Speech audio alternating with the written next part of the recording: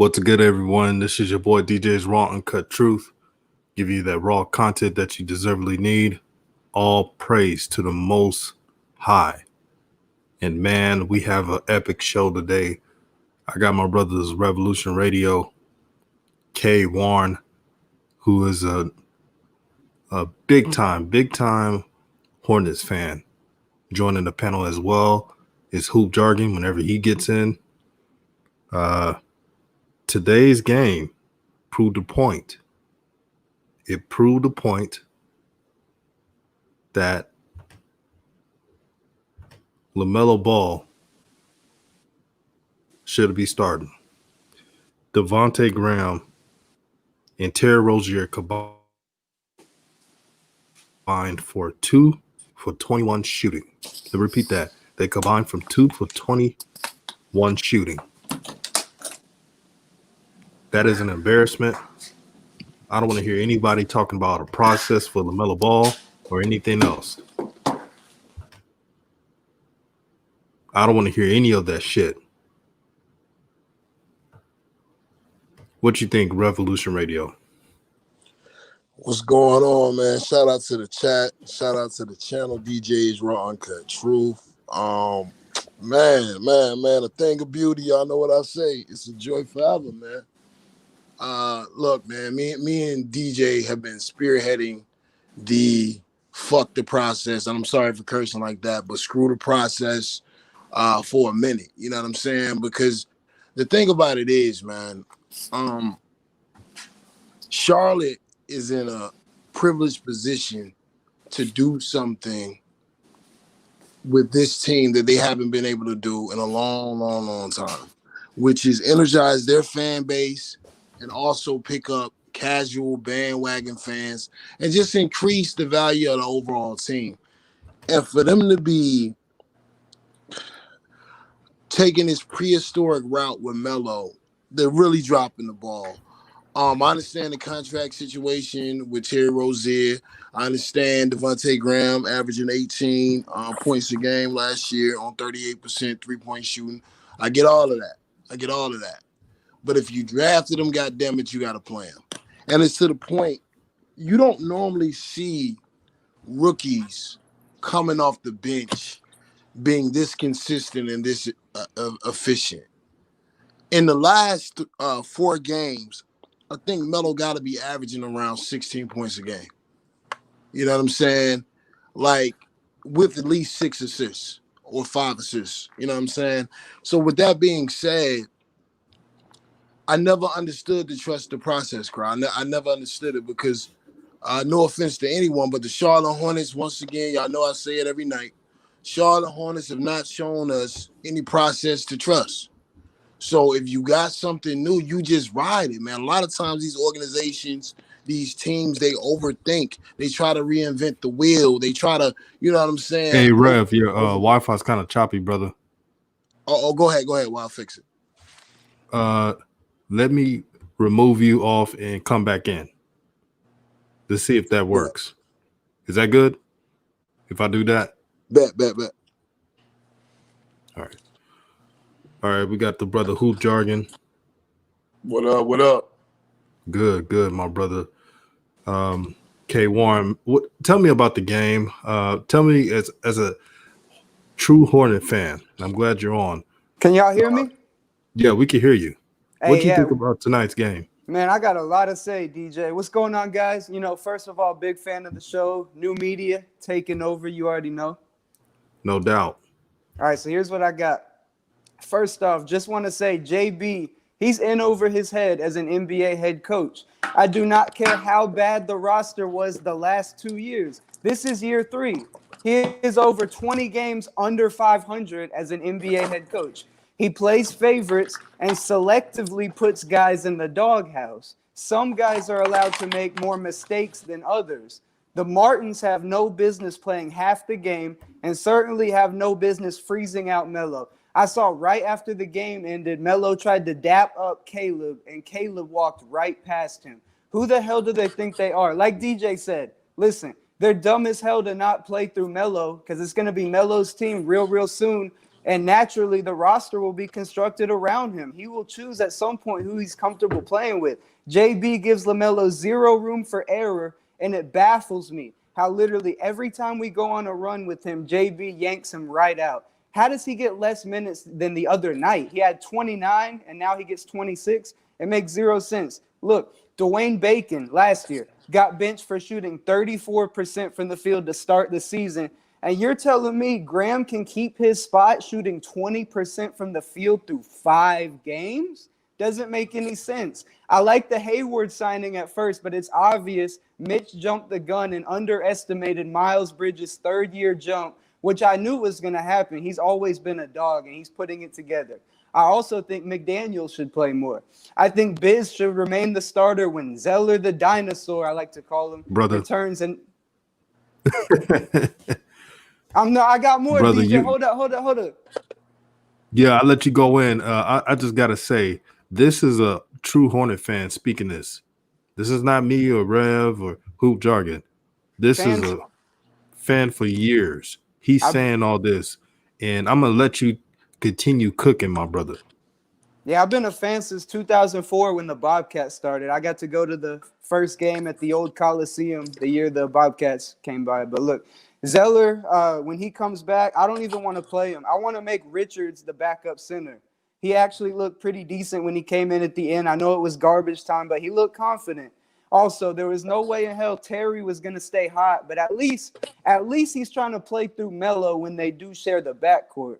So overall, I'm very disappointed. But if this continues, I fully expect MJ to intervene, or Mitch, or both, by the time we play the Pelicans on national TV. You cannot embarrass ourselves on that night. That is on ESPN.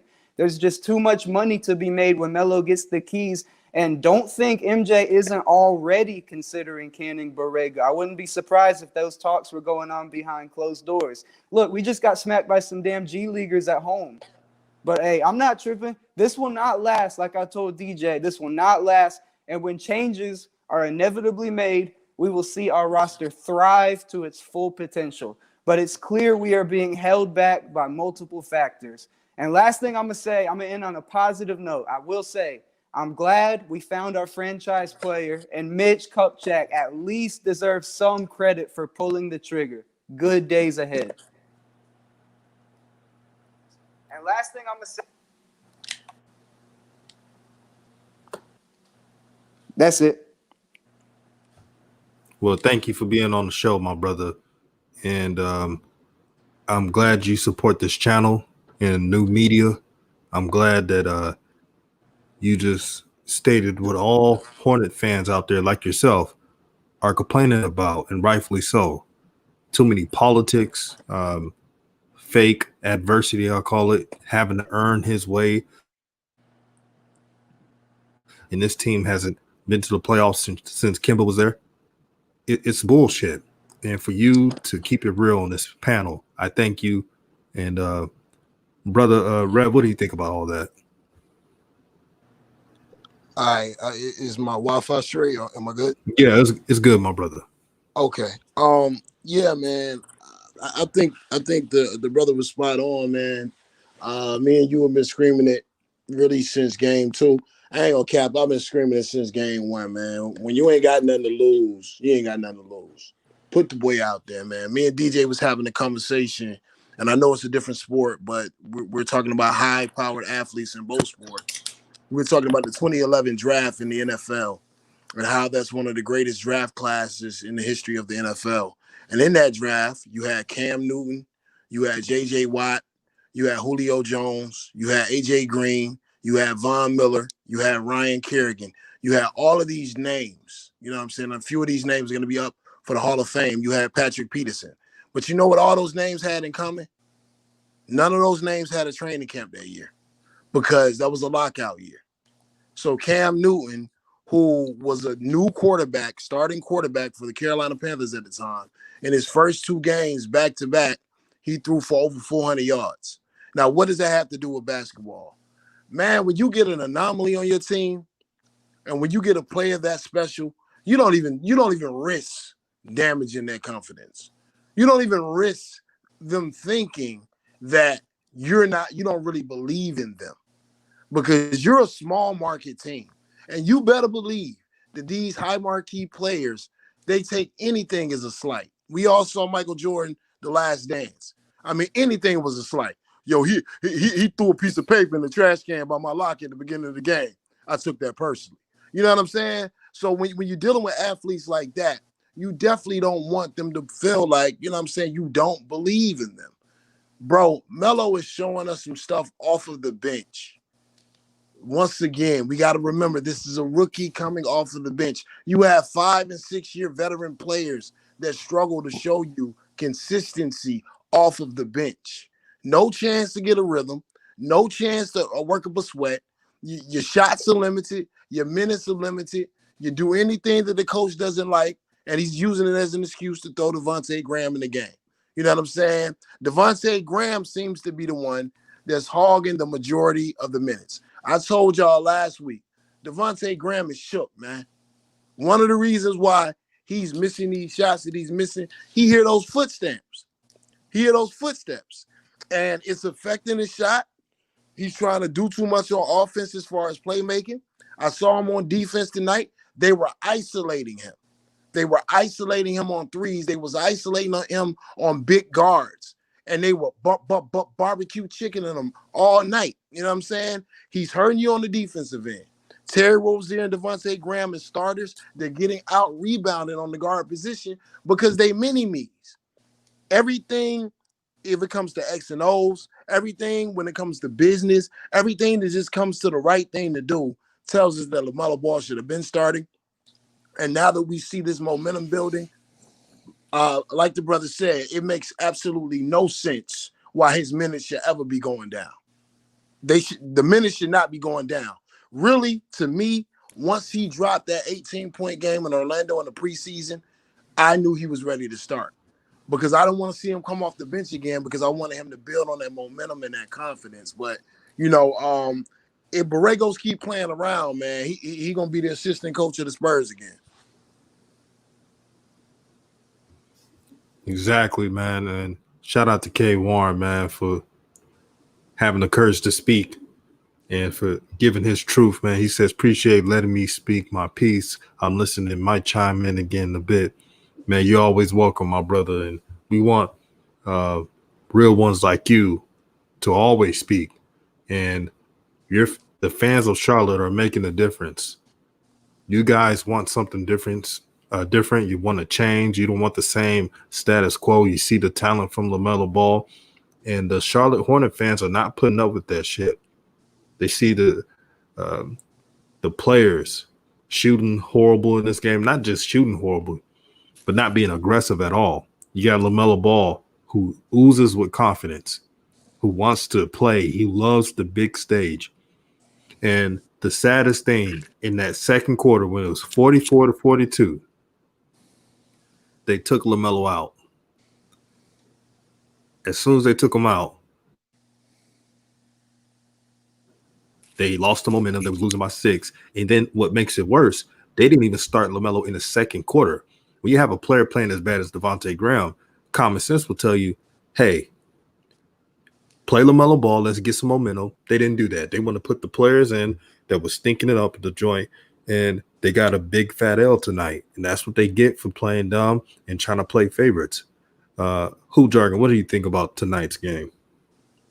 Well, I got a few comments. I appreciate the brother's vigor, starting off about what the Charlotte Hornets should do and direction they should go in. But I wanted to address him saying, JB might be on the way out. And what I want to say is don't hold your breath, man. A team with low expectations, you're not going to get rid of your coach if you don't have a marquee player to get him out of there. So don't hold your breath on that one, man. That's just not how it works. The only time I've seen that happen unprecedentedly is like when LeBron got what's your man name from Europe? Blake? David Black. David Black. He got him out of there when they had a winning record or what have you. So don't hold your breath on that one, bro. Like, it's gonna have to be a discernible bad season for him to get out of there. It's gonna be a whole season too. So Charlotte is a fan base that does not demand that type of pressure. So, I just want to provide some realism to what reality is in in that situation. So let me start off with that. Secondly, I mean, I would be more outraged if Anthony Edwards wasn't. I don't know if he started this last game, but he's been coming off the bench as well. So, you always kind of got to judge, the player by his peers in his similar draft status. So he's coming off the bench. Obi Toppin's coming off the bench. So it's like that's kind of the thing right now. I think Wiseman is starting, but I think that's for lack of bigs that Golden State obviously has. So if you look at like his contemporaries, that's kind of what's going on right now. So I'm not so much worried about that. I'm not worried about him being a flash in the pan, instant starter like LeBron James did, for Cleveland when he was a day one starter, like Carmelo Anthony was a day one starter. I don't really care about that for LaMelo. And let's lament back to my old prognostication saying that I didn't mind him going to Golden State in redshirting for a year. And then like Kobe, you know what I'm saying? So I'm not so worried about that because, again, this 5-game bubble, nobody's going to remember this shit when we get to the 30-game point. So I like to see things in his whole body of work. And I think it's fine. I think all he's doing right now is showing that in limited space, he can be very productive. He can be very efficient. I mean, what is he shooting from three right now? Like, 48% from three, I think, for the year so far? And this is a dude who, quote unquote, can't shoot threes. So I think it's just fine, man, because I understand, like, just like our last time we went live, but basketball is a game of runs. So y'all can't get so caught up in these short spurts that you forget about the whole process. And I think, in my honest opinion, LaMelo's doing just fine, man. He's doing just fine. And I know it's frustrating because we all fans of him, but when you understand the whole body of work over 82 games or whatever it is going to be this year, it's not going to be, it's not on the onset. It's not going to be what you expect until, he get his legs up under him. So I know how these GMs think. I know how these coaches think. And then the slow rollout is kind of the way now. And I get Rev's point that you got you a burner, let him go and produce. I understand that. But kind of the way that the league has been moving in now is you got to kind of slow roll them out. Coop that with not having a real preseason. Coop that with not having a real, off season. So you're gonna kind of see them kind of learning in a shorter space, whereas normally you probably would take the training wheels off a lot quicker. So I really don't have a point. I don't have a problem with it at all, and I'm very pleased with how he's performing.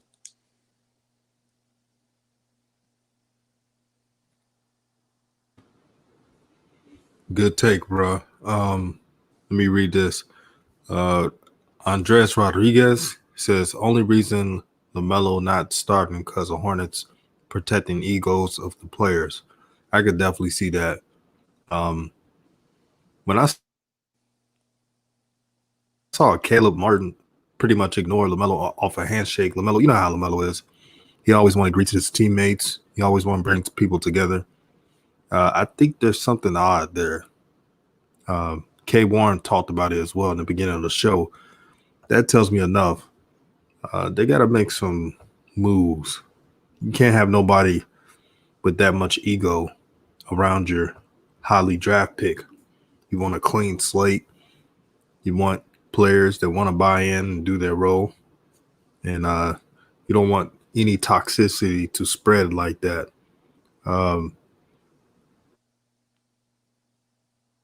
Rev, what do you think about the team and going forward, the Hornets? What should they do? Well, barring a horrible game, because that pressure is getting to Borregos. I know I comment on 3-point conversions, interviews a lot, and I've seen a lot of people commenting, and the pressure is getting to him. I'm expecting Melo to be starting after this Philadelphia road trip, to be honest with you. And barring some horrible games, he'll be starting pretty soon in the next 2 to 3 games. Yeah, I see that coming. But that's not how they was playing it. And really what it is when you break it down and you look at his numbers, him and Tyrese Halliburton's numbers are so much better than the other rookies as far as efficiency in such a limited time space that I feel like they're really gonna separate themselves from the rest of the class. Because I've been checking out Anthony Edwards every night too. And Anthony Edwards, he gets buckets, but right now, he's a rookie. He's not as efficient. And when it comes to shot selection, he may have the worst shot selection right now in the rookie class. So, but I do think he's going to be cracking the starting lineup pretty soon as well, because those are extra points that you need on nights, like I always say, with D'Angelo Russell struggles.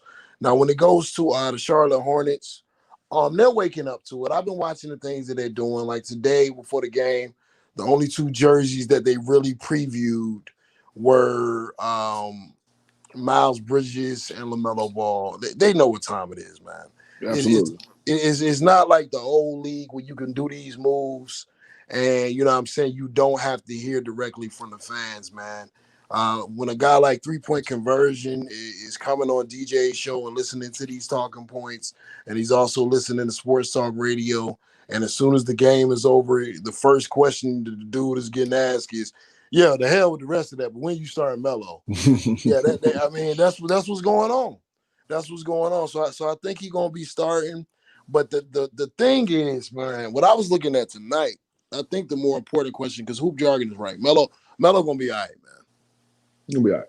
The question is, what you gonna do about those Martin twins? And I'm not just saying it in a bad way because they actually both had pretty decent games today. But it is very obvious, like everyone is saying, because I've been trying to lately give them the benefit of the doubt. And shout out to True the King. What's up, brother? But yeah, man, looking at their games, DJ, and the way that you can definitely tell, and I don't want to read too much into it. I'm just talking about on the court. They do their best to keep the ball away from Melo. And there is something there. Really, the only two guys that really play well, well, three that play well with Melo are Terry Rozier at times. Well, it's four: Bismack Biyombo, Miles Bridges, and McDaniels. The problem with Gordon Hayward, and I know a lot of people keep taking up for Gordon Hayward, man. I'm like, God damn, man, American consuming, bro. The product is supposed to prove something to you before you keep vouching for it. And like I keep telling y'all, Gordon Hayward is an injury every season. So let's let him finish 20 games before we praise Gordon Hayward. And in the last 2 games, he's been pretty terrible.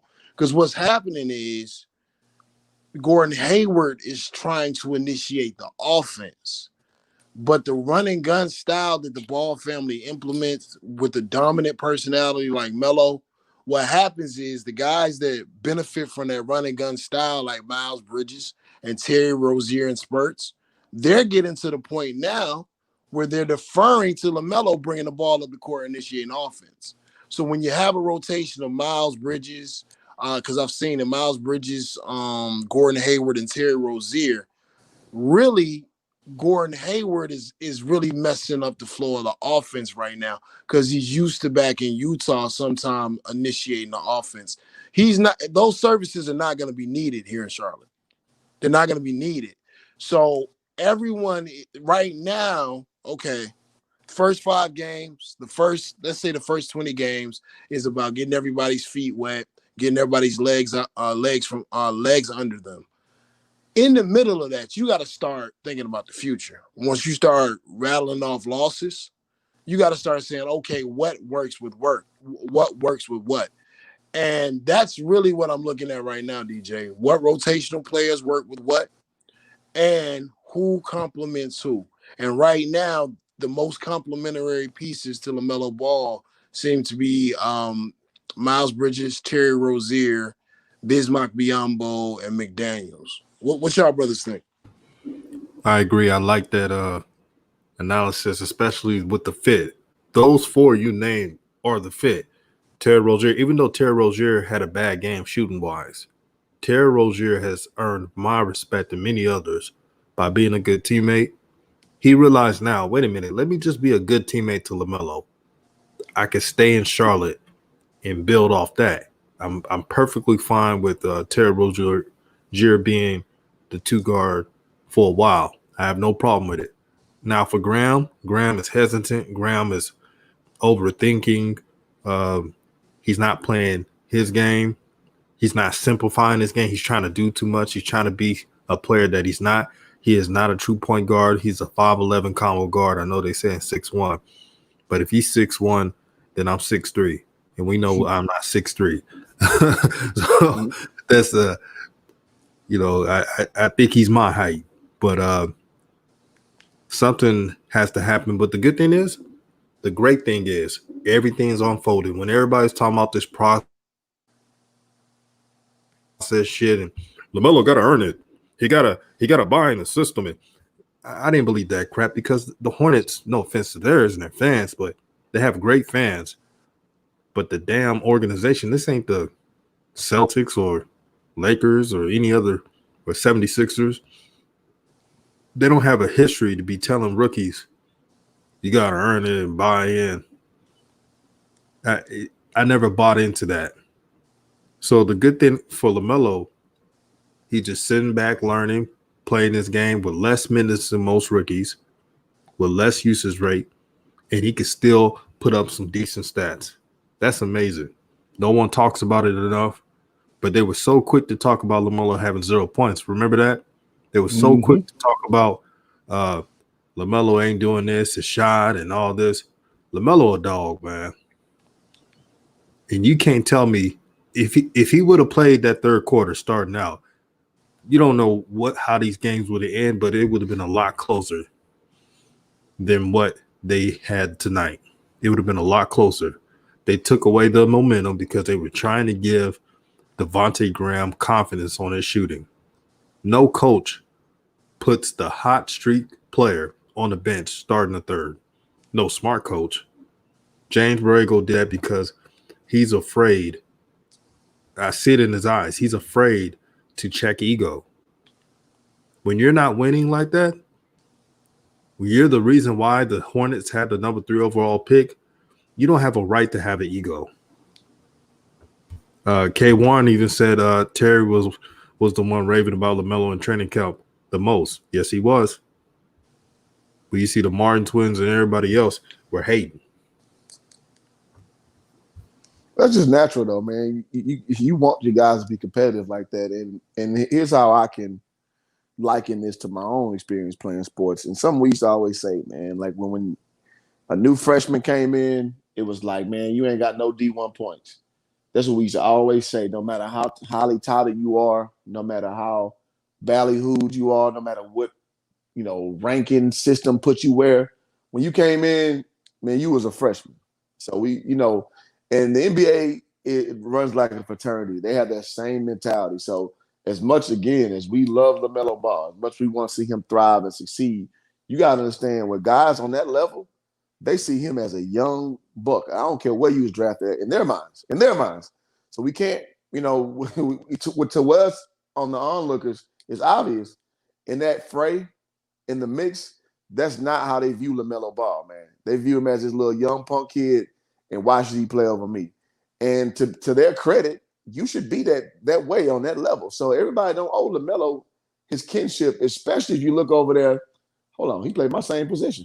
So those are my minutes. So y'all got to understand that, man. And I hate to be warm, take Walter on this, but I just understand the process. I'm not worried about LaMelo Ball right now, man, because this is how the shit goes, especially a team with all those young, long, athletic players. Like, this shit just got to shake out, man. And LaMelo got to prove himself, and I get it. He's the number 3 pick, so in our minds, he ain't got to prove shit.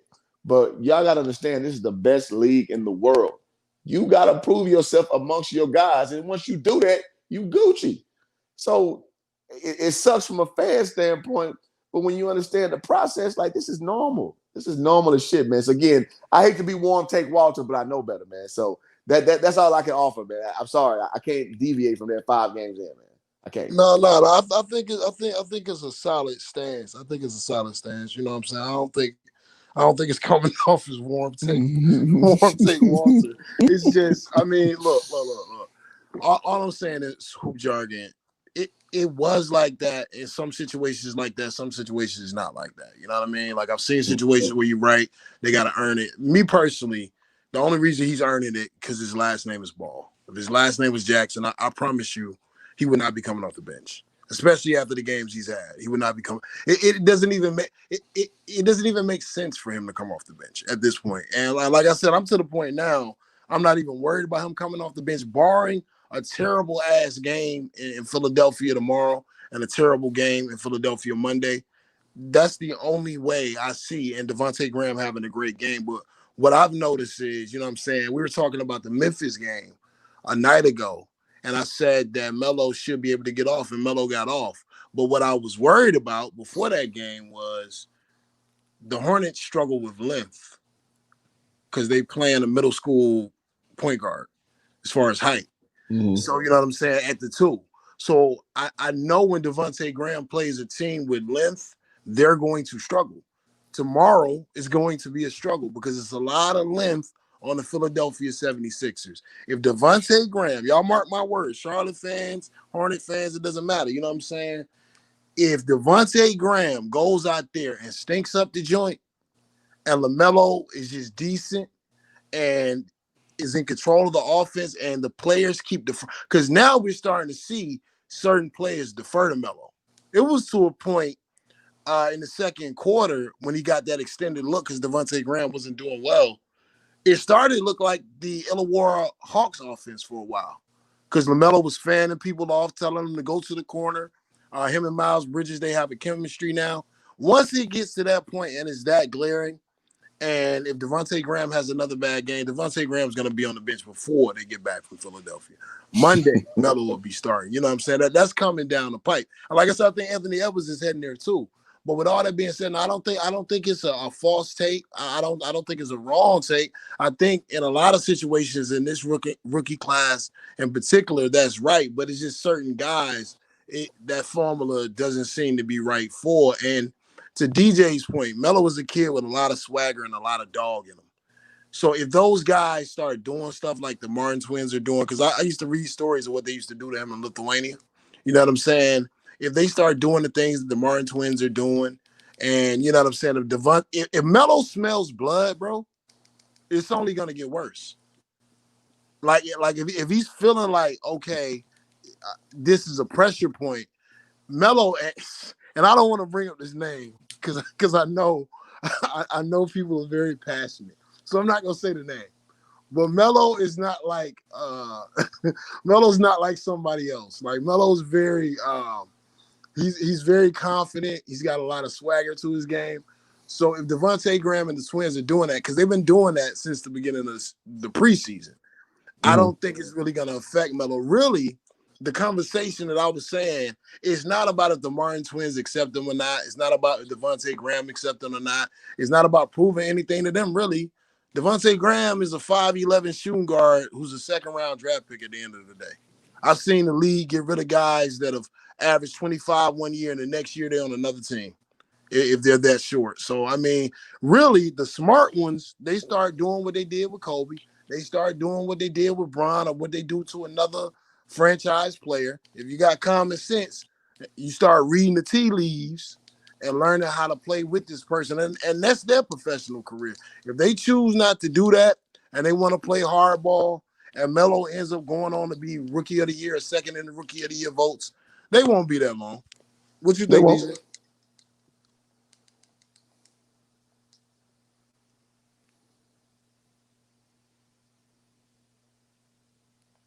Okay. Who jargon? Yeah. As far as what you've seen out of the Charlotte Hornets, I know we made the prediction for the seedings for the playoffs last time we was on here. What you're seeing out the Charlotte Hornets, what do you predict as far as wins on this season? And do you see them as a team that's on an upward trajectory, or, you know, are they going to wallow in sorrow for the next 5 years? That's hard to say, man, because I look across the landscape of the East. You know, the Nets are coming out fast, slow. The Wizards are like 1-5 right now. They got their first win without Westbrook, and y'all know how I feel about Westbrook.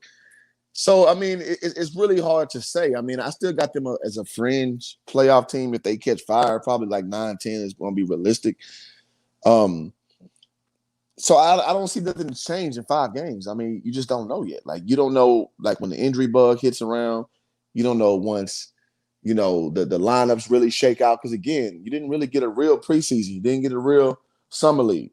So you got guys who think they, and not to, again, beat the same horse with the old stick, but you got to understand, all them dudes, I don't care where they drafted, they think they the best dude in the gym. Unless they're older guys, you know what I'm saying? The older guys know their role. Young dudes, they think they the best dude in the gym. And that's just how it is. Like, go watch these dudes go play in Summer League, Drew League, whatever. These dudes talk cash shit like they the best dude in the NBA. I promise you, dog. Like, I seen it. Some dude, you think the worst dude on the bench, and he got work. And in his mind, I mean, let me give an example. John Wall played against like a 10-day contract dude about 3 years ago for the Wizards. That dude wore his ass out. He wore John Wall ass out. And John Wall at the time was a premier point guard, right? Right. This nigga wore him out. Because you can get that work. Everybody can play at that level. You know what I'm saying? So you got to understand we're so infantile right now that you got to shake out all this shit, especially a team like the Hornets, where you got so many young guys, 4 years and in. You know what I mean? Like, you have no real staples except for Bismack Biyombo, except for Gordon Hayward, who know their role.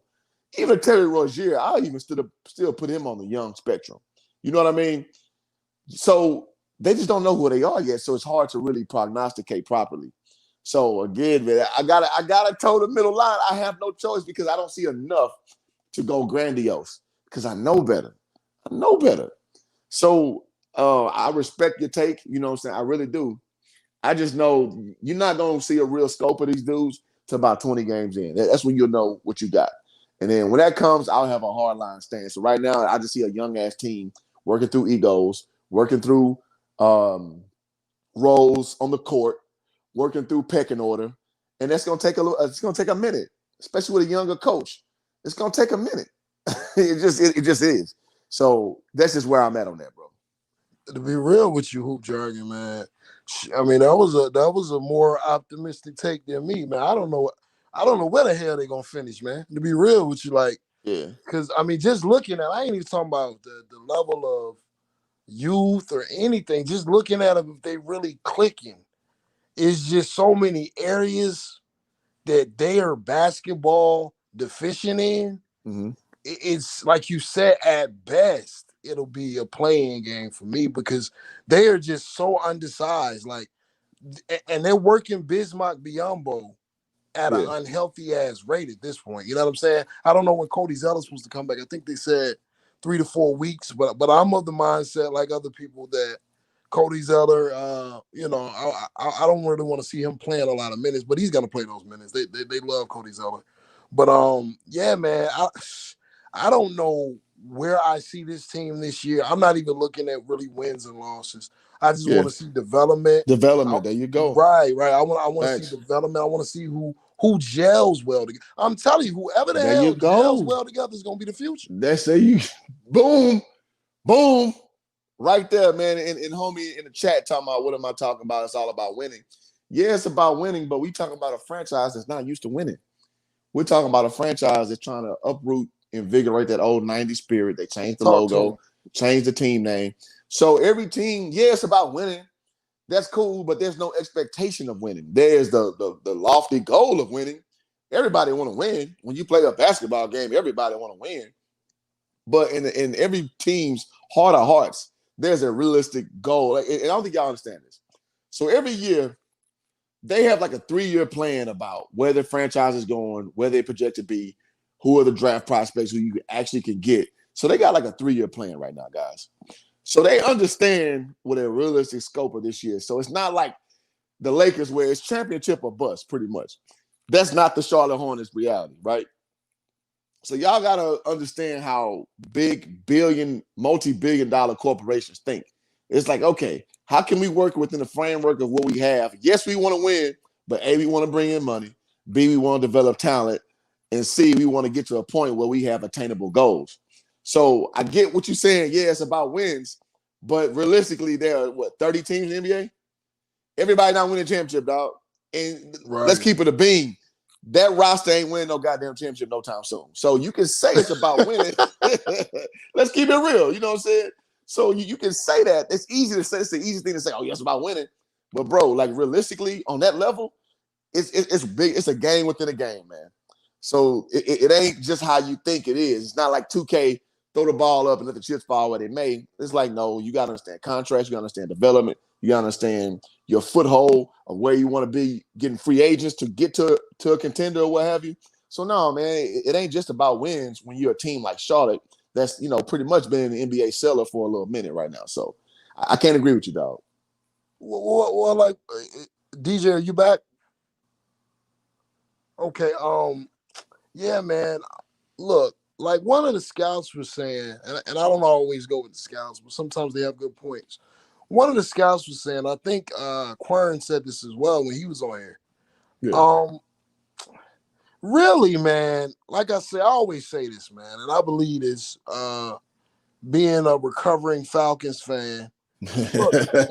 Look, bro, shit organizations do shit things. There you go. That's just what it is. And what it's showing, just like that scout said on Twitter tonight, the shit was deep. He said, what this is showing is they were not expecting LaMelo Ball to be this advanced. That's one. Yeah, facts. And they were not expecting Miles Bridges to take the jump that he's taking. Because when you really break down those cap numbers going forward, if Miles Bridges continues to produce the way that he produced, and you're dropping $30 million on Gordon Hayward, Miles Bridges is going to walk. He is going to walk because he's going to go to a team that gives him a chance to start. And I think that was the Dallas Mavericks commentators that was saying the same thing. The move never made any sense. It never made any sense. I get you a small town market. You know what I'm saying? I get that you got to get free agents to come. But like I said, I would have rather, I don't give a damn if Boogie's injury history is horrible as hell. I know it is. But I would have rather cheer up the center position than, once again, we're dealing with athletes at the apex. They have egos. You do not want a guy like Miles Bridges to go on a tear and average 17 points a game this year. Yeah. And he's coming up on an extension at the end of next season. And you're paying Gordon Hayward at the same position $30 million. It's just bad front officing. Like, really, once again, I'm with my brother Hoop Jargon. I know y'all getting tired of me saying it. I wanted Melo on Golden State so bad, bro. Facts. When the Hornets drafted him, I knew it was a train crash. I knew it. I said it doesn't make sense. First off, they really don't know what to do with a marquee player. They showed me that with Kemba. But also, I was just like, you got these two guards back here. It's Michael Jordan, it's Mitch Kupchak. I'm a Lakers fan, so I really got a bad taste about Mitch Kupchak. I was like, I gotta wait and see. But once again, we're here now. So the only thing that matters is who gels together. And honestly, man, this dynamic, the other dynamic that I'm watching this season is really the development of Miles Bridges. That's really, it's going to tell you where you're going with your future, Hoop Jargon. Am I wrong on that? No, and that's real talk. And so what you kind of going to see is like Gordon Hayward very well could be the new Chandler Parsons. You know what I'm saying? Damn. With the right skill set, quote unquote, but you overpaid. And he sprung ankle away from a very, very bad investment that can set you back. And on the second side of the coin, like you were alluding to, they're a bad franchise. So you got to overpay for mediocre talent.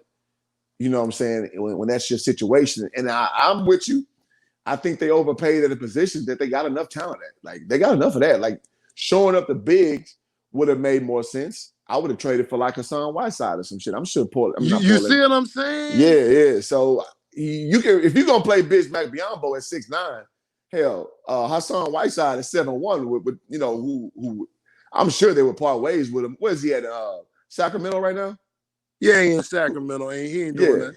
He ain't doing shit. He on there around on the bench. So he's like a JaVale McGee, though. He's a guy, you put him out there, you let him just run the floor, be a rim runner, he'll be fine. So I'm with you. Like, those are questionable moves from the front office. But again, we talking about a front office with no damn direction since what? Shit, Muggsy Bogues, Kendall Gill days? Absolutely. You know what I'm saying? You know what else I just thought about, Hoop Jargon, when we was talking about this? Yeah. Not only do they have Miles Bridges at this position, they're also trying to groom McDaniels, who plays the same position. Yeah, so man. It's just it's mad. It's just like they do a lot of they do a lot of double ups. Like even with this Terry Rozier, Devontae Graham and drafting Melo, like it's like they went in there and said, first off, I was hearing reports 3 days before the draft that Jordan wanted Melo. He wanted him because of his star power. So it was like one of those things where you hear about a lot of these owners that don't really have great owner acumen. You know what I'm saying? They just go in there and they pick off of passion and they pick off of, their gut feeling because, Jordan's an ex-athlete. So, you know what I mean? With that being said, he's looking at the numbers. He knows it's a struggling franchise. And he's just like, yo, we'll figure it out. You know what I mean? But the problem is you have Mitch Kupchak. This is really where the earn the shit is coming from. You got Mitch Kupchak who has that old, prehistoric way of thinking. So he's trying to make sure that Melo is coming in. He's learning the game the right way. Everything's not being handed to him like the narrative has said has been handed to him, which we know is not true. But the narrative has said has been handed to him. So he's trying to make a point. The problem is, and this is why I can see why the fans are getting frustrated, especially if you're a fan of the Hornets, like being a fan of the Browns. You're a fan of the Hornets and y'all ain't winning nothing. And y'all have – it's like, okay, it's like you've been fighting the bully every day of school. And every day the bully knocks you out, straight Debo style. But one day you come to school and he swings on you and you blink your eye and you ain't knocked out. You actually got a chance to fight back. You throw that left hook and you sting them. When they see Melo on the court and Miles Bridges doing all this exciting stuff, it's giving this fan base hope. You know what I'm saying? And it's like, yo, don't give me hope. And then don't give me hope. You know what I mean? Yeah. So it's like I understand where they're coming from. I get where they're coming from, but I can't front. I love the way my man Hoop Jargon putting it out there. I do understand. Not when it comes to Melo. Me and him on disagreement when it comes to Melo. But when it comes to the overall team, yeah, that's a lot of ways to move, and they're obviously not in win now mode. Y'all just gotta accept that. You gotta accept it, bro. Y'all gotta accept it. It sucks. I get it. You gotta accept it, man. And man, here's the thing, man. And here's the game. Us as fans of the game, we get passionate, bro. But you as leadership, you cannot go off the whims of the fan base. The fan base will lead you always but north, man. So you got to understand how this shit goes in these boardrooms, man. It's not about passion. It's not because you like your player the most because he got this social media following. He got this, that, and the third. That's not how leadership looks at things as far as who to play tactically and all that shit. Now, who to bring into the franchise? Yeah, that has, your cachet definitely has a big intrinsic value about how the team is constructed. But I'm telling you guys, I've been on that side of the coin, man. That's not how it works. You play at the time. Now history can prove you to be wrong. But in the moment, you got to have a plan. Whether you agree with it at home or not, you sit down and make a 3-year plan for your team. And that's what they're doing. They're executing their 3-year plan. And that's just what it is, man. So whether y'all like it or not, y'all got to put yourselves in the mind frame of people who run these franchises. So you say leadership, do they have a choice? I don't know what you mean. What have they done to have a plan? Well, again, they've amassed the talent that they have on the team. That's their plan. Whether you at home sitting down, working your regular job, agree with it or not, we talking about people who are getting paid this X amount of dollars at a high level to put this together. Now, is it a plan that bears fruit? That's yet to be determined. Again, there are 30 teams in the NBA, meaning what? 29 teams going to lose that bitch when it's all said and done. So there's 29 angry fan bases every year, guaranteed, right? So when you take that in place, you can't worry about that shit. You worry about what do you see as a governing body, not a governing body, as a unified front of what to put forward. And that's what you're seeing. I mean, as me, do I agree with it? No, I don't. But I'm just telling you how that corporate brass, that's how they think. So you got to understand to think like a boss and stop thinking like a fan, man. Stop thinking like a fan. And it sucks when you like a player who ain't, who's not getting the minutes you get. But you got to understand, man, like you got to stop thinking like a consumer and think like a producer. And that's what you're seeing right now. You know what I mean? So that's why they bring in a Gordon Hayward. We say, oh, that's a bad contract. But the way they see it is we got all this money on the books. We're going to bring in a veteran that we can help right the ship because obviously they know they ass. You got the 3rd draft pick in the draft. So obviously you suck. So you bring in a guy who's going to basically establish a culture. That's the way they see that. So yeah, you can say, oh, you overpaid. I wouldn't have done that. Yeah, are you going to get your face beat in another year?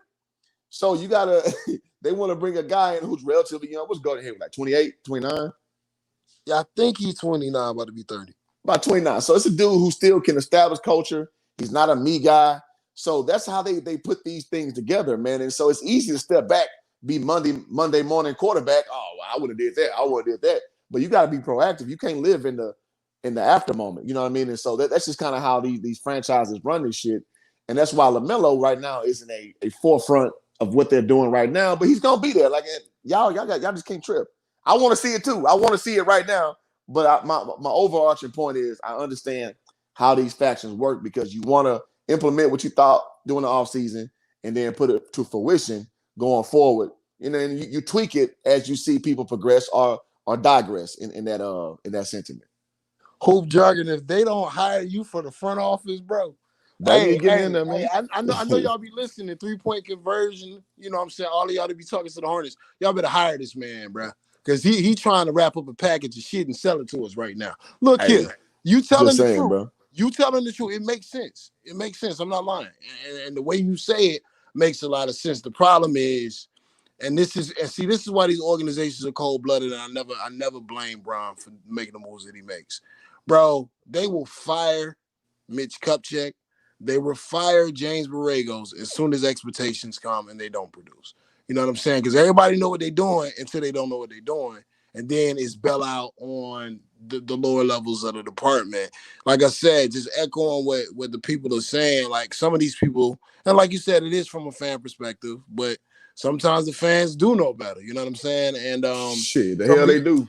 No. Some of these takes are better than front office move. The Gordon Hayward move has been questioned by other GMs. You know what I'm saying? Like it's just not. It's not a very smart move, and you said it. And it's really because of his injury history. You know what I'm saying?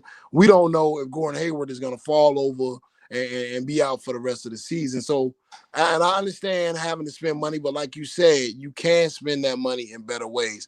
You know, we ain't got to attend every restaurant. You know what I'm saying? We don't have to like every restaurant's food. You know what I mean? Just because they say they're a restaurant, like I always say, it doesn't mean they're a good restaurant. Just because just because Michael Jordan's a billionaire, it doesn't mean he's a great owner. You know what I mean? And that doesn't mean that organization is a great team. So, I mean, I hope they get there, but I have serious doubts, and I have, just like you said, I have serious doubts about winning now, and I'm not tripping off of that, but at least give the consumers a plan to win in the future. And the way they're tying up their dollars right now, it doesn't seem very smart. And what you're going to end up doing, and it's going to be sad for the city of Charlotte, like I said, these are marquee players. You'll look up and Melo will be in LA or New York in 4 years. And if that's what you want for yourself, then it is what it is. It is what it is. And bro, this I got a question for you, Jargon. I got a question. What's up, Go ahead. I wanted to talk to you about this especially. Okay. I remember Lonzo's first year before he played the Philadelphia 76ers. Mm-hmm. Ben Simmons and Joel Embiid were talking a lot of trash. You know what I'm saying? And in Lonzo's rookie year, it was one of his better games. And no offense to anybody that is a supporter of Lonzo. I support Lonzo as well. Hoop Jargon supports Lonzo as well. We're just objective. You know what I mean? But as far as Lonzo's standards, Lonzo had a good game. I think he had like King of 16. Nah, it was the rookie year. So rookie year. Oh, okay. Yeah, it was like 8, 6. You know what I'm saying? 6 or 8 or something like that. And he had like a critical rebound or something. I remember because LeVar was at the game and all of that. But I'm saying it to say this: they were really hard on Lonzo, and I want to preview tomorrow's matchup because it's a matchup I've been looking forward to. When it comes to the Charlotte Hornets and the Philadelphia 76ers, can you give us, with your basketball mind, an overview of the matchup and what you're expecting to see out of Melo? It doesn't matter, limited minutes or whatever. As far as the length, what do you think he should be trying to do, and what is your projections for that game if you're able to give us one? Yeah, I think he's going to do fine, man. I think you're going to see him ascend every game. In Philly, you know, they got depth. Well, I'm sorry, not depth, but they got that front court. Obviously with Joel Embiid, who can be a rim protector at times, but that's not really his MO per se. So I think LaMelo got a lot of opportunity. I mean, they got Ben Simmons, obviously. I think that they're not going to meet on the court at the same time a lot. So you're going to have a lot of opportunity. Because I don't think Philly is super deep. I think they got a lot of front power, but it's like they're a fringe good team. So I think LaMelo Ball is going to be fine. I think you're going to see another 15-point game. I think you're going to see. I think the Hornets can win this game, man. To be perfectly honest with you, I'm just not sold on Philly. Damn, hoop jargon. That's how you feel, guys. Bro, I used to be really high on Philly, man. I think it's a certain point when you keep getting to the same plateau and you kind of max out a little bit. And I think they're a team that they get up for big games, not so much for smaller ones.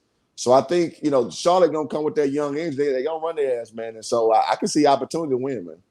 What up? I'm back. What's up, DJ? We up here previewing the game for tomorrow. What are you looking forward to seeing with the 76ers and the Charlotte Hornets, and how you think it's going to play out? Yeah, I think 76ers will win. I think the Hornets will play hard. They'll play tough. I just think that the Sixers' depth will cause problems. And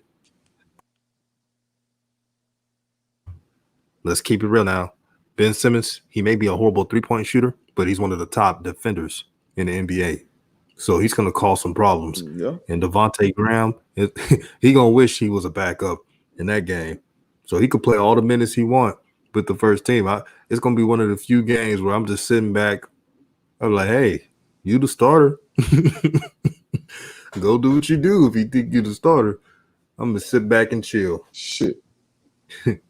Boy, say we derailed when you left. David say these guys derailed. What you say, bro? Damn, but y'all hard, man. Boy, David, man, I don't give a shit about what people talk about. I respect it. It is what it is. They said we went off. I guess we went off the deep end when DJ left. It's all good. I love it though. Man, these dudes got a lot of knowledge, man. These brothers, they hold their own. This is new media. So it's not just me. It's Hoop Jargon, Rev, plenty of others who know what they're talking about. I may have the radio voice and all this shit, but I'm not the most basketball inclined mind. That would be Hoop Jargon with that. But I do know hoops, and I do know about common sense. And for LaMelo, yes, sir. He's the one young player I'm not worried about. Tonight, he didn't even play 30 minutes. He was the only guard with a high plus minus. Everybody else was in the negatives on the team. He was the only one doing something. So I see what he could be. And yes, he will make rookie mistakes, but he has fight in him. And I'll take any young player who has fight over someone who doesn't love the game of basketball. I'll take any young player who has high basketball IQ, coachable. Absolutely. I'll take any young basketball player who is a great teammate. Preach. I'll take any young basketball player who wants to be great and doesn't settle for less. You could tell LaMelo, he hates losing. He hates this subpar play. He wants to play fast. Everybody else on the team wants to play slow. This is what you get from LaMelo Ball, and that's why I call him the stimulus package, because he's going to fix your revenue. He's going to fix the attendance sales. I know it's a COVID-19 year, but when the fans get there, they're going to be jumping. Merchandise being bought up, media rounds. They got a TV game on January 8th. National television game. And if they don't start LaMelo in that game, boy, they fumble in the bag. If there's any game he should start, it's that one. And I hope Adam Silver gives the courtesy call. He'll be like, well, Jordan, this game is our moneymaker. You're going to start LaMelo, right? We losing money anyway. I'm hoping you start LaMelo. I guess that's how he sounds, but in all seriousness, I'm happy. I just have fun watching LaMelo Ball play, win or lose. Do y'all get that? Like, you're not like, you're mad that they lost, but you're not too mad because you see what he could be. It's fun, man. Man, DJ, you gonna make me say so. Why you gonna ask that question? Whenever you bring that, What'd you say, bro? it makes me think about, like, when you ask the question about how people feel about watching Melo play. You made a statement the other night. You was like, when you watched Melo play, it was good energy and it was exciting versus other times. So yeah, I know exactly what you're saying about the feeling being exhilarating watching them play. It's just like when they got it going, when him and Miles Bridges got it going and that combos on the court, man, like it does make Charlotte Hornets basketball watchable. Absolutely. I can't think of a time I watched a Charlotte basketball game probably this decade. Until like now, LaMelo, you know what I mean? I'm cognizant of what's going on. And so I'm sure they are too. But what I always try to impart to people, man, is listen, man. I get you want to see your guy out there, but that's not how these NBA teams run. And I don't care who don't like my take. I don't make hot takes. I make real takes. And it's gonna come, man. It's gonna come, and then we're gonna look back at these times like, man, I remember they slow burn LaMelo, but shit, he took off, and you're not even gonna remember this shit no more. So I'm sorry, I cannot depart from that. I can't. Sorry, I'm not doing it. Francis Cobby says, guys, let's talk about the Twins. I don't know, man. I don't feel like talking about no role players who think they're stars. I mean, I think that'd be a waste of my time and energy. Talk about the Twins. I ain't talking about no damn ball hogs, man. It's like going to a club. Let's hire these girls who ain't got no ass. Yeah, true that. Nah, yeah, man. Yeah, I'm good, man. I'm passing on that. Here's what it is. Passing on that, man. I'll drink alone because I don't want to end up with you at the night. That's what it sounds like, man. I'm gonna leave that alone. But say we some crabs, man. Where you hell, man? Hey, DJ a real one like me, man. Hey, man. We talking about with Mood and Needle, man. Yeah, yo, shout out to Bella 24 forever, man. Yeah, we did what we could do, man. This is DJ's show, man. Hey, what you expect? Shit. Appreciate you, though. Man, hey, I don't trip off that, man. You know, everybody ain't your flavor, man. You know what I'm saying? You want a certain style. That's why you're here for DJ, man. I got my own flavor, and that's what it is, man. Man, I'm gonna set the shit straight. I was listening to you guys when I was taking that call, right? Mm-hmm. That shit was entertaining. That shit was fun to listen to. You know how it is, man. They don't want to see brothers come together. And I ain't tripping, man. I take it. I ain't no pussy dude, man. I take it all, bro. Like you know what it is. You just gonna have to like it, man, while I'm talking.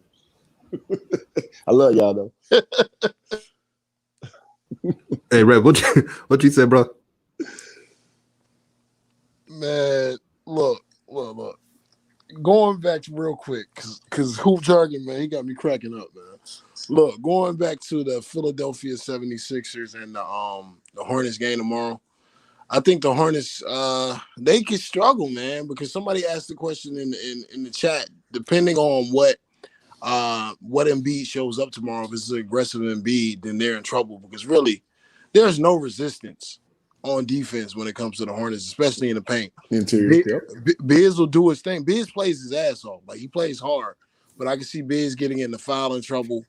And, you know, Borregos is not going to put Richardson in any meaningful minutes, not for a long period of time. So I guess you would have, P.J. Washington guarding Embiid? I guess that's what it'll be. And then, you know, you're going to start off the game with Devontae Graham on Ben Simmons. So that's gonna be interesting. You know what I'm saying?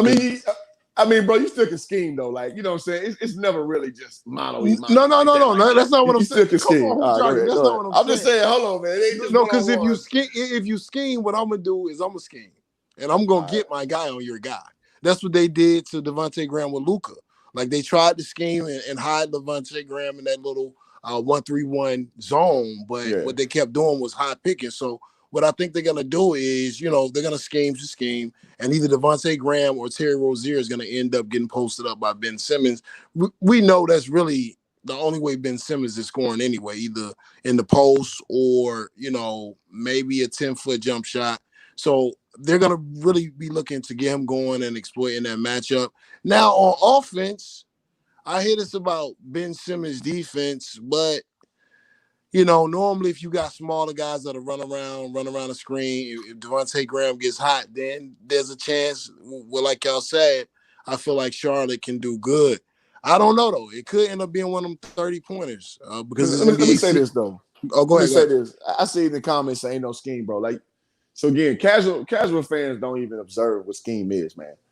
So here's the most glaring example that we all can lament to. When the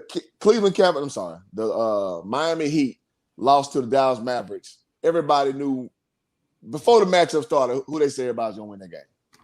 Their series, rather, in the finals 2011. Most people said Miami. Exactly. So the way Dallas does, easy now, everybody say, oh, well, they had dirt. It wasn't just dirt. They schemed the shit out of LeBron. So when he came attacking, cross half court, they sent JJ Barea to D him up. They sent Jet to get in this shit. So it's something that people just would let LeBron kind of freelance, and they scheme to let size basically negate what Miami had at advantage, and they won that damn series off that shit. So most people don't know scheme when they're looking at it. So, and that's how the Hornets beat a team like Dallas they got no business beating. So this shit happens all the time, y'all.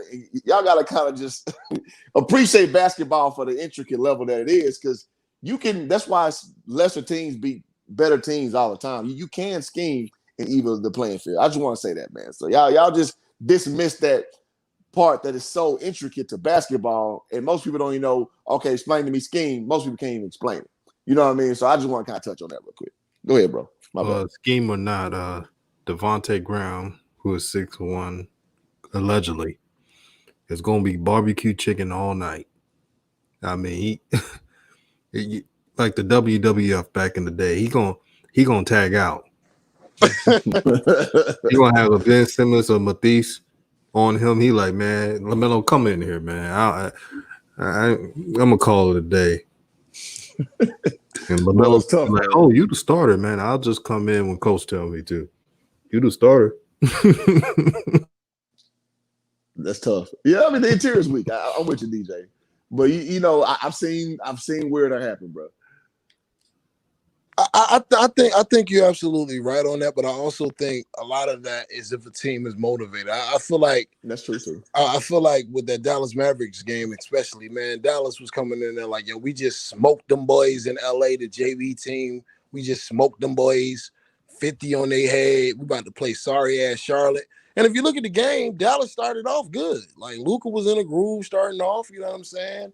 And they kept running that play where they would pick high and just getting Luka on Devontae Graham. So I feel like Philly will do the same thing. But if Philly ain't up for the game tomorrow, then yeah, I do agree with scheme and lack of motivation, they can win. That's what I'm saying. Depends on what Embiid shows up. But really, if you're just looking at this game, if all things are even and all things are equal, then this could be a 20 or 30 pointer. And I personally feel like it's so much length on the court. If Melo's three is not falling tomorrow, Melo could potentially have an up and down game as well, because unless they're getting up and down the court, because tonight they can have a lot of fast break points. So I know they're going to be emphasizing running the break tomorrow. So we'll see. It should be an exciting game, though. For sure. Yeah, if Gordon Hayward shows up, the $120 million man, if he shows up, maybe that can help the offense flow. I think I have a good feeling that Terry Rozier will have a bounce back game. I don't think that will last too long of him just shooting that poorly. But it just depends on the mindset. If the Hornets come out swinging like they did with the Mavericks, they may have a chance. But the Sixers, they got a lot of depth, man. You got Dwight coming off the bench and shooters, and they got a rookie who I think it's going to be a really good player down the line in Tyrese Maxey. He's from Garland, Texas. Shout out to Garland. And Okay, D-Town. yeah, man. So I think they're gonna come out and play the Hornets. Now, if they don't come out to play after this ass whooping they had against a freaking depleted Memphis Grizzlies team, Yep. some changes may have to happen. If you can't come out with no fight. But I think my man said in the comments the best, man. Any night, anybody can get that work, man. In the NBA, man. That's just how it goes, man. It's called a trap game, is what you was just describing, DJ. Trap games happen when you look past the opponent. They come in, hit you with that 1-2 in your nose. You ain't ready for it, man. So I think one hit quitter, man. Yes, sir. Yes, sir. Before you know it, you're on the ground. Y'all see the hashtag new media, man. Yes, sir. Man, this is the new norm. This is the new wave, man. Get on the train, man. Down with old media, new media.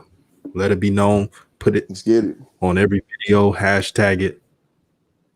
That's what we about, man. Subscribe to Hoop Jargon's channel. Help this brother out so he can get monetized. Because if you get monetized, man, it's over, man. The Shines are gonna lose their mind because they're gonna see some videos back to back to back. It's gonna be crazy, man.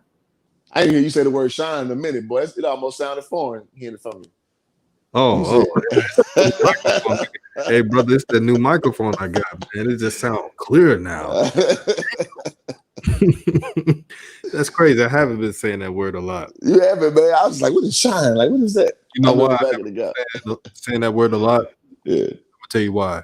My channel's doing so well right now that even when a hater comes across the screen or say something, it's like I'm just laughing. I'm like, well, that's more views with me. There you go. There you go. Shine away. Shine away. Get your shine on. Yeah, get your shine on. Yeah, that's real talk. Man. Even with my 560 subs, I'm like that already. So shit, like you say, when I get monetized, the game gonna be messed up, man. Because I don't give a shit already. Man, I'll be like, hey man, that show Shine on Me. What's that? Amen. Hey, we gotta put one in together, man. That'd be the intro. Man, we cutting up, man. Yeah. They don't get this type of content anyway. Most of the YouTube channels that y'all see, they doing fake arguments. Yeah. Everybody call mouse, your mama, and all this stuff, losing their minds. Or I see when I pull up, stupid shit. Yeah. But here, brotherhood. I know what I'm talking about. Thanks. That's why I deal with Rev, man. I like his approach because me and him, we agree on a lot of stuff, but then sometimes we see sideways, but it ain't never no contention, there's never no female energy. We just keeping it rocking, man, and just sharing perspective, man. So that's what I love about your platform, and I love debating with Rev. Even though again we ain't got to agree, but we still got that respect. You know what I mean? Man, I'm still ticked off Hoop Jargon that you wasn't on that Larsa Pippen video. Yeah, you keep bringing that shit, my man. Bruh. I needed some masculine energy, man. There was too many of them. Simping, dog. Yeah, it started off so well. Big Simp spinning cheese. Oh man, Big Simp spinning cheese. We gotta make one of them too, dog. Oh man. Well, it's not her fault. It's the man's fault. Oh Lord. It's our fault that she's tricking around. Yo. Yeah. You needed me on that one, bro. I would have probably lost some subscribers on that one. I ain't gonna lie to you. I've been watching. I don't know if y'all been watching Kevin Samuels, man. He been having the YouTube game on Smash lately. Oh yeah, he got it. Oh my God, boy. Shout out, man. Shout out to Kevin Samuels. If brothers are listening, if y'all don't watch his channel, man, since that shit he went viral on World Star, man, his channel been on Smash, man. I've been kind of glued in pretty tough the last 3 weeks. It's a good content on there, man. If you Yo, anti-sipping, Yo, who jargon? Is that the dude? Is that the dude that was like, but you're ugly though? yeah, so you average at best. Which is true. If you see that girl picture, she hurt. She hurt. You know what I'm saying? Hey, it is what it is, man. You can't be out here simping these streets, man. Sipping ain't dead, boys. They just scared, man. Says Caleb and the twin need to chill with LaMelo. I mean, I don't think that'll ever happen. The vibe ain't right. And I don't think LaMelo would be chilling with people that are haters, man. This man say Cooper on TV. My guy said Cooper. Comment of the day. Nah, cuz. This man say Cooper on TV. That's tough. This is Coupon TV. But I love your subs, man. Hey, stop acting like some Bamas. I love your subs, bro. Oh my God. Our subs are wild, man. They wild, man. Y'all hit that like button, man. Yeah, man. We give y'all this free entertainment, man. Hit DJ likes, man. Yeah, Give y'all this free, man. Yo, Hoop Jargon. What's up, G? What's going on with Brooklyn? How long is it gonna take them to figure it out, bro? Man, same deal, bro. First team. So they basically have a playoff nucleus already, obviously, but a low playoff nucleus. Man, I say about 20 games in, they'll figure it out. Because if you remember, the Lakers kind of had Lakers played, our Lakers played a soft ass schedule last year when they were trying to figure it out, and it worked out good for us. But I mean, you gotta let them figure it out, man. Like Miami first year assembled when they won the championship. Well, the year they lost to Dallas, they were like 500 before they figured it out. Just like 10-10, and then they took off. So it's just kind of what you gotta expect. About 20 games in. All right, bad. And one more question. Let me ask you one more, DJ. What did you think about Lonzo Ball's performance last night? Were you ecstatic about it? Were you blown away? No, I told you he the king of what? King of 16. That's expected. Lonzo gonna score 16 points. It is good. He scored it without attacking. It's good. He scored it without shooting well. That's good. That means he's learning his spaces. Like, that is what you want from a year 4 point guard. Now, we would think he would learn this last year, but I'm not ecstatic. Hell no. He go for 30, I'll be ecstatic. You know what I'm saying? But it's what I expect out of him at this point. A solid guard, average about 16, 8, and 8. 16. King of 16. Hey, do what he do best. And he in the booth spitting 16. He on the court putting 16. 16 bars, 16 points. That's what Shane go to. I had to do it, man. I've been waiting all night. I've been waiting all night to ask Scoop Jargon that, bro. Oh, man. This shit, man. Jay Smith talking about Lonzo not with the right coach. Man, shit, man. We 3 coaches in. Shit. What other coaches? Shit, you want LeVar to coach him? God damn. How many coaches you need? Shit. Damn. Y'all sound like Deshaun Watson fans. I said it. Boy, these boys. Oh, that's cold. Bro, Deshaun Watson cold, but they talking about, man, wins and losses shouldn't be a quarterback stat. I'm like, nigga, since when? Since when? Since when you don't count the, DJ, you a Cowboy fan like me. Since when Dak Prescott been afforded that type of clemency? Oh, Never. Never. But Deshaun Watson get that clemency, so y'all sound like that. I can't vibe with that, man. I'm sorry.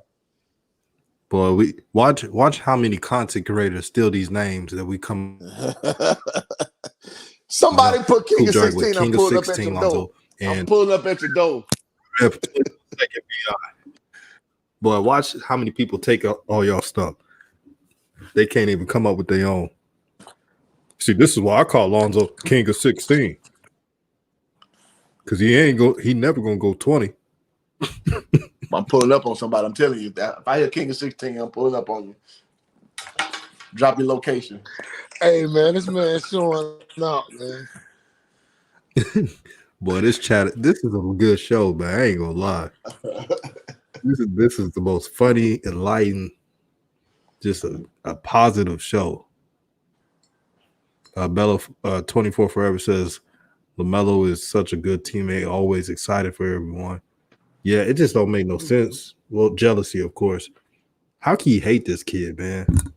I mean, this dude Seriously. doesn't hate on anyone. He shows love to people who hate on him. Yep. He's a good kid. All of them. It's the All weirdest of thing, our man. kids are good kids. All of our kids are good kids. All of them.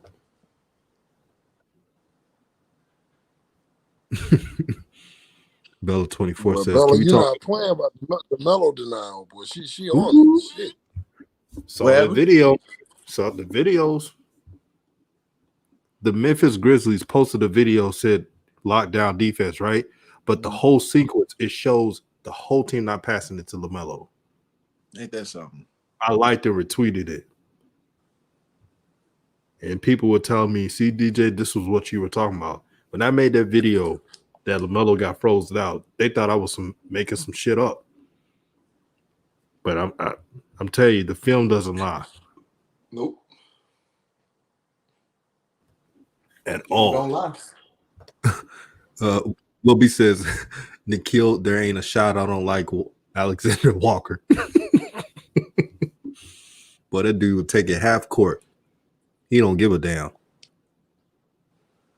NBA full of that. Yeah, it is. It is. That and it's becoming more and more glaring each season, bro. Shit, yeah. Shit, yeah. Plenty of them kind of dudes. Well, no, I mean, as far as the twins, Bella 24, and like I was saying, Hoop Jargon, whoever else, man, they better look. Beanie Siegel used to say it, man. They better get down or lay down, bro. Because look, what's going to end up happening? They're gonna get Nick Van Axel and Eddie Jones up out of there next year. Hey. Like if I was them boys, I'd be doing what Terry Rozier is doing. Terry Rozier is finding and picking his spots. He knows Melo's strengths. He knows when he needs to be a veteran and take over the score. You know what I'm saying? Like, really, with a guy like Melo, everyone can eat. The only one that's really going to be the odd man out is Devontae Graham. And I keep hearing about these reports about them telling him to be more aggressive. I don't think aggression is his problem right now. Efficiency is his problem. So we'll see how it plays out. Like I said, I'm interested to see this the Sixers game tomorrow. Yo, who the Pelicans got tomorrow, yo? Check.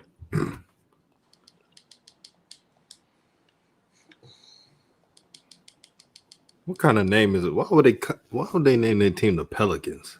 Yeah, that's the worst name. Loser mentality. Dumbass name. Pelicans. They No, might they well play be the the rap. Flamingos. They play the death. They play the death. The Flamingos. Weak ass name. They play the Desperate Raptors. That is terrible, man. That's horrible. Oh. Hey, bro, this is what LaMelo got to do when he encounters the Martin twins. You know what he had to say to him? What's that? Ain't nobody coming to see you, Cody. Hey.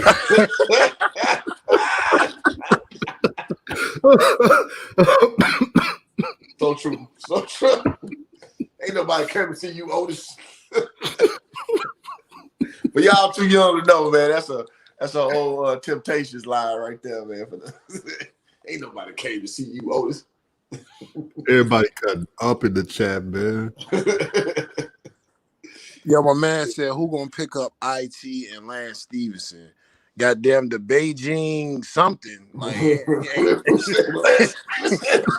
who he play for? Because ain't gonna be nobody over there. Shit, boy, get out of here. Hey, wait, let me read this one thing. James French says, ain't nobody scared of the Pelicans. Because they self-destruct. You don't know what you're going to get from the Pelicans. That's true. So all you got to do is just play hard and see if the Pelicans just go out of their own way, not pass the ball effectively, taking dumb shots, 21-second BI doing his thing as usual, and just hope you can come back. If I was a coach of the Pelicans, if I was coaching against the Pelicans, I would tell my team, hey, look, this team gonna self-destruct. Yeah. They're barely using their point guard, Alonzo. Just make everything tough. Be scrappy, out-rebound, see what happens. Just be solid on defense. Just be solid. Exactly. Yo, B. Will said LaMelo got a 2K created jump shot, hella mean. That's true. But you know what, though? Every time that thing fall wetty, I bet you some 50-year-old middle-aged white dude is on Twitter sitting up there, but his feet aren't set.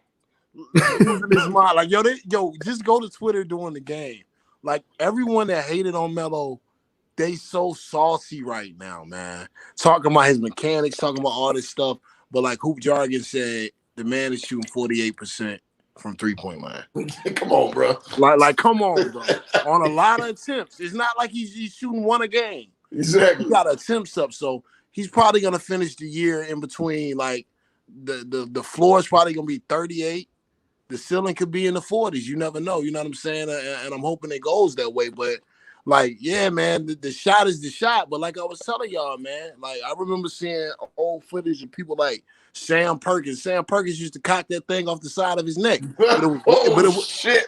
But it Don't was take it, Sam Perkins. But it was wet though. You know what I'm saying? Sean Merriam shooting it from his chest. Alex Kevin English. Martin. Yeah, this is all that new analytic shit. You know what I'm saying? Like, this is, look, with certain people that can't play the game, like they always say, those that can't play the game, they talk the game. Yep. So, this is just a bunch of, if the shot falls, it falls. Because sometimes I see Steph Curry with bad mechanics, but he's the greatest shooter of all time. Yep. Reggie Miller, ugly ass jumper. Oh, you know it. Ugly. One of the best 3-point shooters ever. Bro, Ugly. you know what's crazy? There's literally not that many plays ran for LaMelo. And he out here just freestyling on the court. Yeah, he freestyling. He gets to the point he freestyling now. Because he's that good. That's amazing. Oh, okay, Hoop Jargon. So what's LaMelo's ceiling for you? Are we talking all-time great potentially? Penny Hardaway, maybe better is his ceiling, in my opinion. That's good. Penny Hardaway. Hell yeah, that's good. That's his ceiling. That's like you smoke a good one, you be like, man, that shit good, man. You do that head nod. Yeah. That's a good shit, bro. Boy, Melo, good ball player, man. Y'all better buy that stock. That's why I bought my LaMelo jersey when he played for Lithuania. My goal is to get that bad boy signed this year. I bought it 2 years ago, and that was a great investment right now, man. I'm you still got train, your Lonzo Lakers jersey? I got LeVar Ball actually signed my Lonzo. I went to a JBA game 2 years ago in Dallas. So LeVar signed my Lonzo LA Lakers jersey. So I'm trying to get all the brothers to sign it. So that's my goal. Dope. Hoop Jargon. You know how much stock I put into LaMelo Ball? What you got? 16 G's. Did you really? Oh, I'm joking. It's a play on joke because we was talking about Lonzo. I got you. King of 16. Hey, I'm gonna give me a Lonzo Ball jersey with 16 on the back. Man, nah. Melo remind you of Sean Livingston. That's they were saying that before the draft. Low end, that's LaMelo. Low end. God damn. Sean Livingston couldn't hit a three.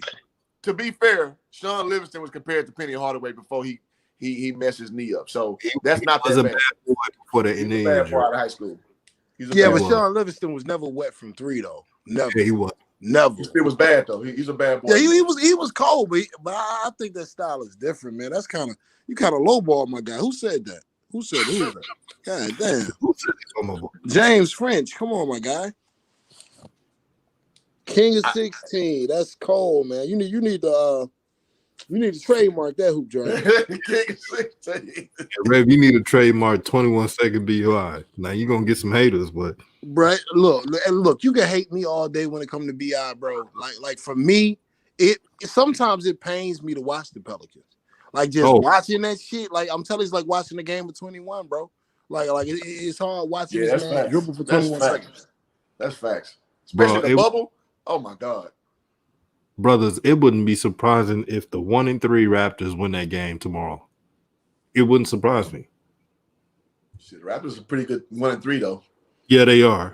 We're gonna be frank. Yeah, weird 1-3. I'm like, man, that's a good 1-3 team. One of those 1-3. There's still. Someone asked me the other day, "Are the Raptors still a playoff team?" I'm like, "Hell yeah!"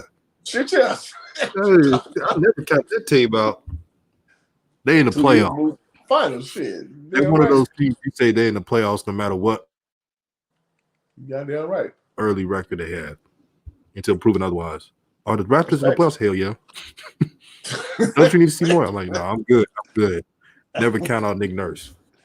That's facts. They in the playoff. That's facts. But man, I'm gonna wrap this up, man. And shout out to you, Hoop Jargon Rev, my Appreciate brother, it. man. Thank y'all for representing new media, man. Support the Yes, movement. sir. New media. We Let's get it. breed, man. Stop supporting them dinosaurs out there. ESPN, First Take, stop Coupon TV. Coupon TV. Stop Oh shit.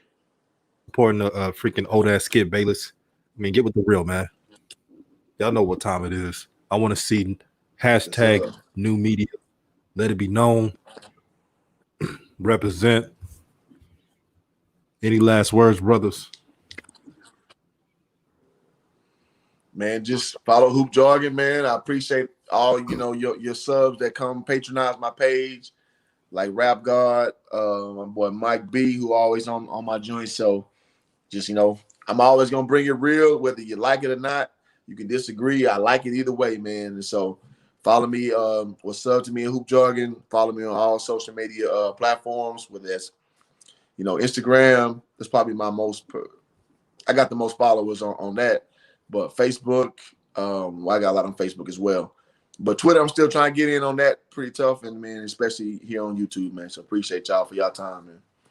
Yeah, y'all help that brother get monetized, man. Support him. He's part of this new media movement, man. So yeah, support the brother, man. Real quick, shout out to you already know DJ Truth's the name. Shout out to my favorite other panelist, Hoop Jargon. That's my guy. I rock with him heavy. Yes, Shout out to the gang, man. Shout out to True the King. Shout out to Shanker. And I gotta end it like this. You know what I'm saying? Lakers, Lakers, Lakers, Lakers, Lakers, Lakers. We out. No doubt, purple and gold all day, man. I hate to break it to the people out there. The only right now, the Lakers playing so well, and they're not even close to how good they could be. That's the scary part. So I definitely would not be surprised if they win it all. Just saying. Just keeping it real with y'all. Thanks. Unless KD goes off, of course, or Kyrie. But we'll see what happens, man. Laker Nation, shout out. New media. Y'all let it be known. Peace out. Peace.